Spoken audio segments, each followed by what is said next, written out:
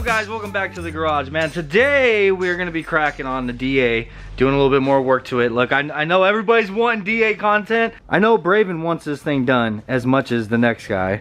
Like, he probably wants it done more than any of us. I would really like to get it finished, but at the same time, bro, like, we're taking our time. We're not in a rush, okay? I know you guys all want to see it done.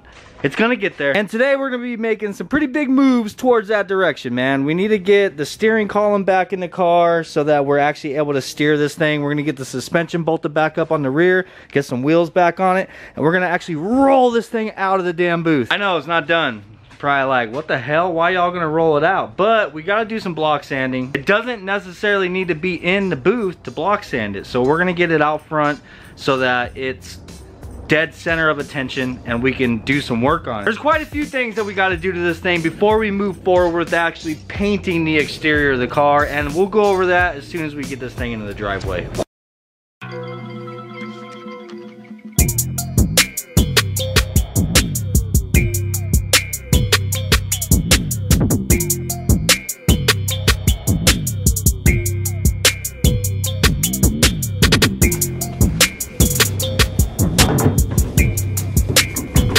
Yeah, it's only upside down. It's okay, bro. Not bad. Not bad. You got it pretty close, just exactly opposite of where it needs to be. Actually, cool. The thing is that if you take this off and just put it on correctly, because I just randomly put that on, so that's what's not straight. Whatever.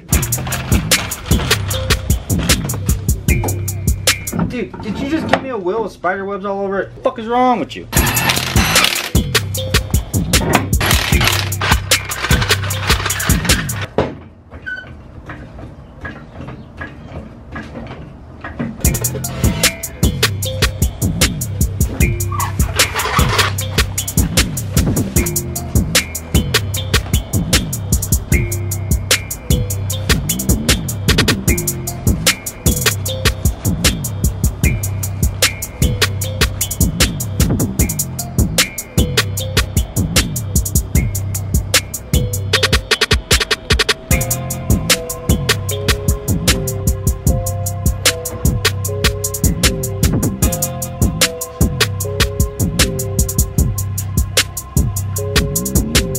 Alright, so we got the Integra moved back out front because there is a few things that we need to do before we actually move on to painting the body. For one, block sanding, which I'm going to get into here in a second. I got some guide coat and some blocks, and we're going to be using 320. But there's also a few more things I would like to do before we actually start painting this car. One of them, Braven wants the fenders to be cut, you know, kind of the same way that we did khaki. So we do need to get the fenders mounted up, and I'm going to have to cut the fenders, get them folded in, weld them. All the same stuff that I did with the fenders on my hatch. So we're gonna have to get that done obviously before we paint. Another thing is we're gonna make some little block offs right here. So we got to cut out basically some, probably gonna use aluminum and just cut out this shape, rivet it on all the way around.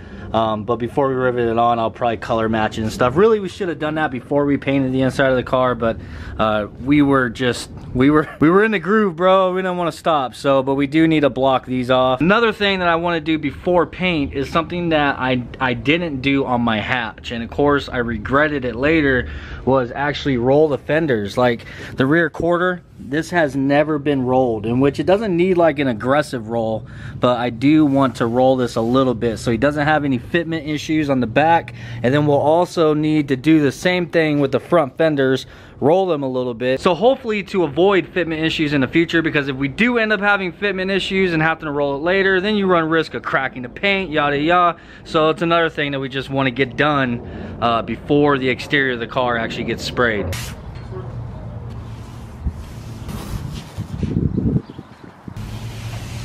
Okay, so obviously we're not going to be able to get to every single bit of that today, but what I do want to hopefully get finished today is the block sanding. I mentioned to you guys before how I like to do above the body line and below the body line instead of crossing it, because when you sand over the body line, you can dull it out, especially with how thick of a high build primer we have on here.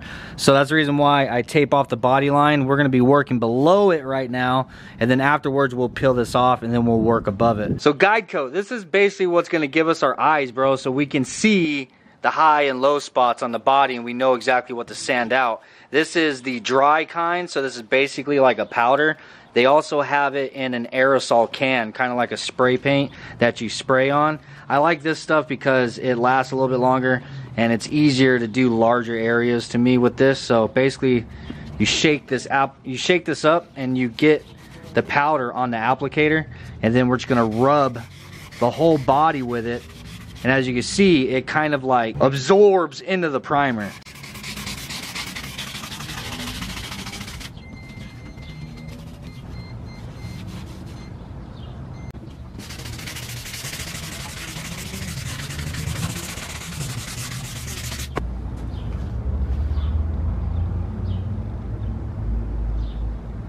So now this is 320 grit sandpaper. That's what we're gonna be using to do the block sanding.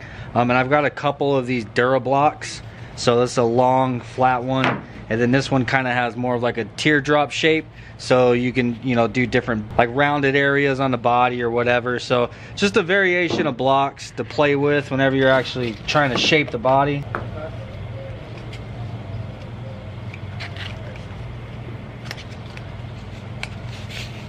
All right, so now we got our block set up. You don't want to press really hard, dude. You just want to kind of gently go over the surface. And I'm going to be running it long ways like this. So the idea is this is long and flat. So we're trying to make this as flat as possible. You don't want to be going in this direction, and you also want to make sure this thing is flat.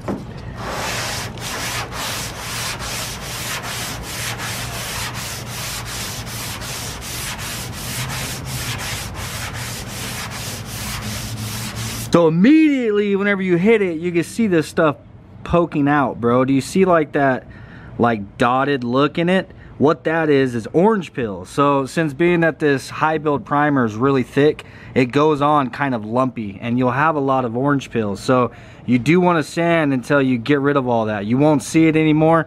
And once you don't see it anymore, then basically you're done. But you're also looking for larger areas that are low spots.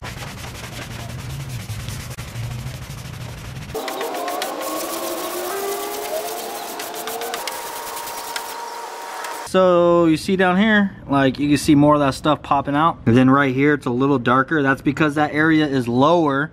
The sandpaper isn't touching that in order to sand it away. So that is what the guide coat is for. So it helps you find all these low spots and everything. So that's it, man. Hours of sanding. Look at this, I'm going over it now for a second time. Now that we've kind of knocked the first little layer off, look how much that stuff is poking out. Like, dude, you could see that, bro, like night and day.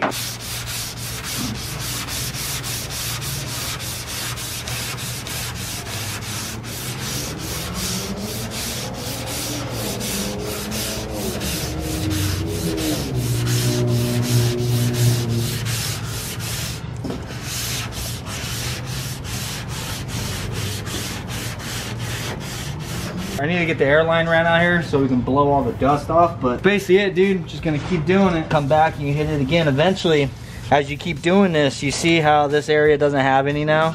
And then there's still a bunch down here. It shows you what it is you're looking for that you have to sand out. So we have to keep going until we get rid of all that.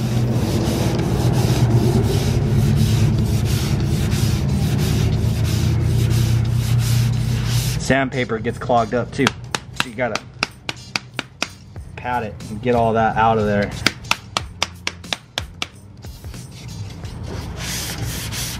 That's crazy, huh? Oh my God, from like here to there? Yeah, how smooth it gets. Yes, sir.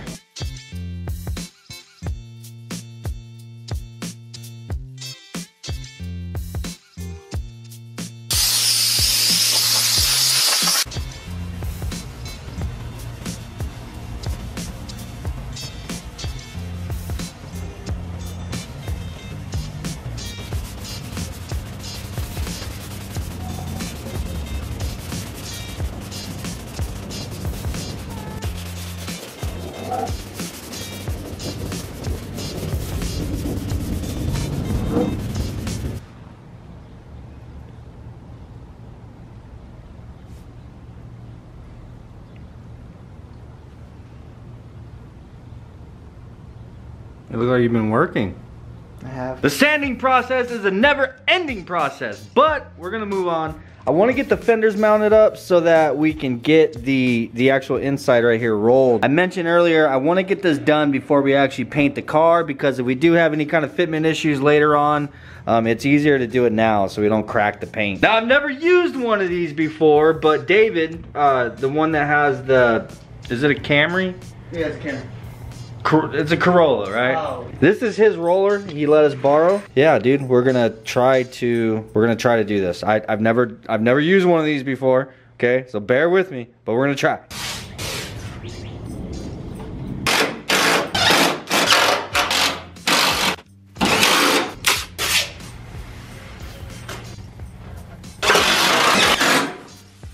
So on this quarter panel over here, we did so much body work and like sanding and priming and sanding and stuff over here that there wasn't a whole lot to sand out. Using the guide coat, mostly what we found over here is just all the orange peel from the primer.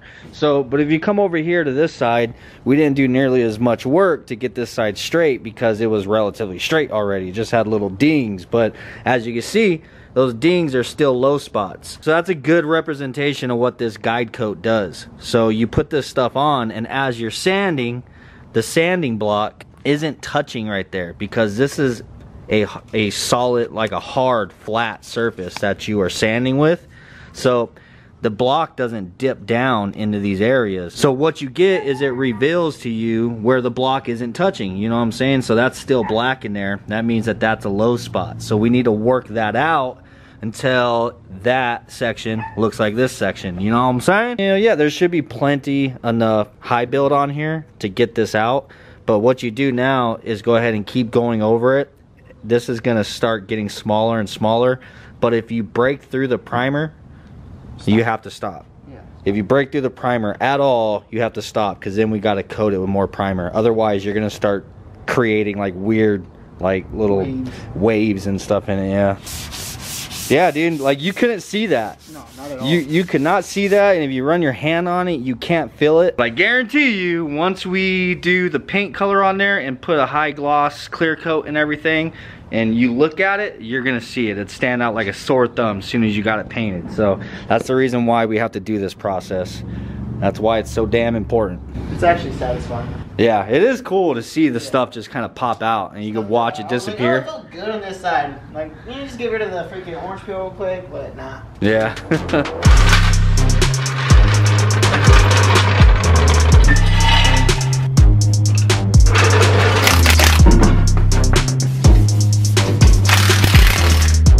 I got the roller all set up, and it's really dope how it just bolts on the same place that the wheel bolts on, you know what I'm saying? But anyhow, I have this thing set up to where this is sitting, the roller is actually sitting right on that lip that we're wanting to bend up. So I'm sure most of you guys know like what this is for, but there's a little lip right here. It gets all bent up, or it grabs your wheel when you're turning, or it rubs, or sometimes it bends outwards or whatever.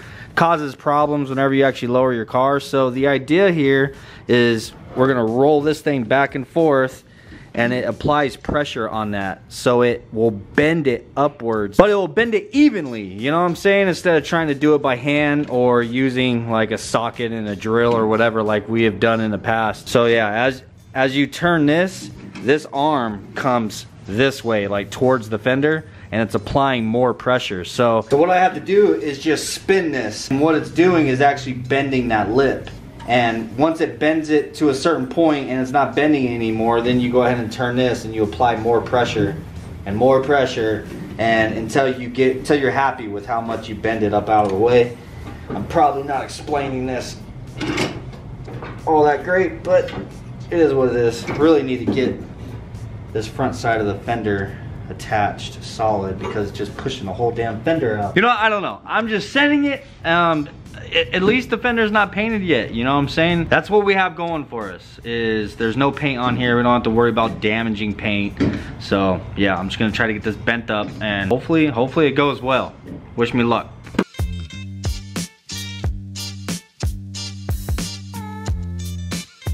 Think that was pretty good, dude? Feel that. Tell me what you think. You remember what it felt like before? Yeah. So now it just, it's not like crazy aggressive, but now it's just like bent up, you know what I mean? So your wheel can't grab it and I think it's perfect. bend it all out of shape, you know? Hell yeah. So watch you feel the other one. Yeah, you see what I'm saying? We won't be able to run wheel liners now. But yeah, we weren't going to anyway. Yeah, I don't have wheel liners on khaki either. It only looks like shit whenever your car is like stock height to me with no wheel liner. If you can like see in there, then you just see it's missing, you know, but whenever it's kind of lower down, like you can't see it anyhow.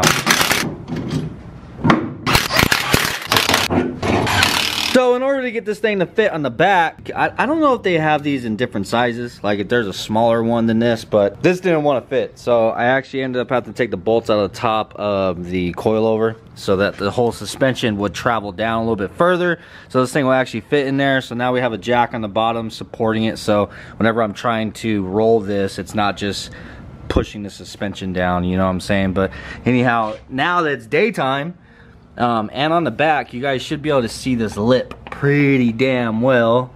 So that is what we're gonna be rolling up. So that's a good before. I haven't started on it at all, so.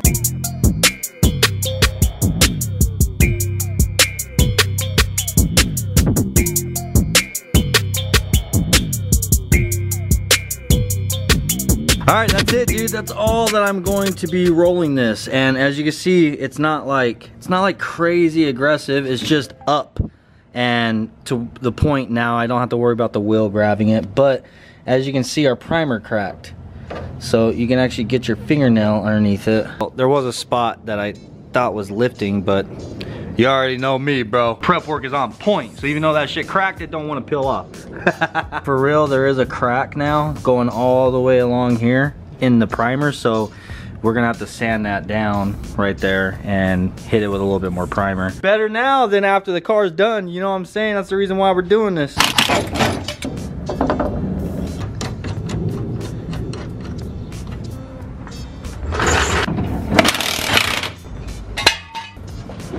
Hell freaking yeah, dude. That's what's up. Sheesh. Yeah, that's nice.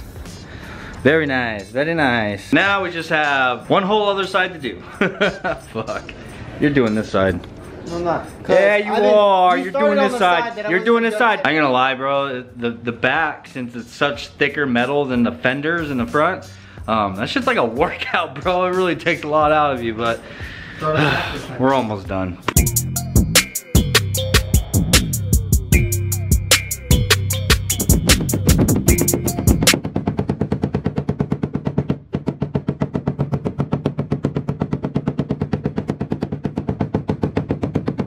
So one of the things I did notice that helped me a lot on the other side is just go with a rubber mallet, and basically I'm just trying to get that piece of metal that we're bending to go in the right direction. I'm just trying to manipulate it a little bit in the direction we want it to go when we're rolling it. You know what I'm saying? That helped out a lot over there because like I said, this metal here is like all doubled up and pinch welded. It's a lot harder to bend than it is those damn little sheet metal fenders. Let's take a really quick moment just to say how sexy the front of the house looks right now. I mean, not only the EK, khaki of course, but good Lord, would you look at that grass. All right, it's done. All four fenders have been rolled. Well, the front fenders and the rear quarters. I always struggle calling the back fenders. I hear a lot of people refer to these as fenders, but the rear quarter panel has been rolled, both front fenders. I'm gonna call it there because it's starting to get a little bit late and I want to get a video up for you guys today. Huge shout out to David for letting us use this. This thing worked great. I believe he got this off of Amazon for pretty cheap, dude. Yeah, you guys already know we got a lot of stuff still left to do the Integra. We're gonna be working more on this week. We have a lot to do this week, man. I really want to get cracking on what we have sitting up here that you guys haven't even seen yet. This is all ruckus parts right here. On top of all the ruckus parts, we also got this in the mail. If you know what this is, then you know. But anyhow, guys, I hope you enjoyed today's video. Peace out, and I'll see you on the next one. Later there, Rugged. Later. Right direction. You know what I'm saying? I'm just trying to manipulate it just a little bit. Fuck you.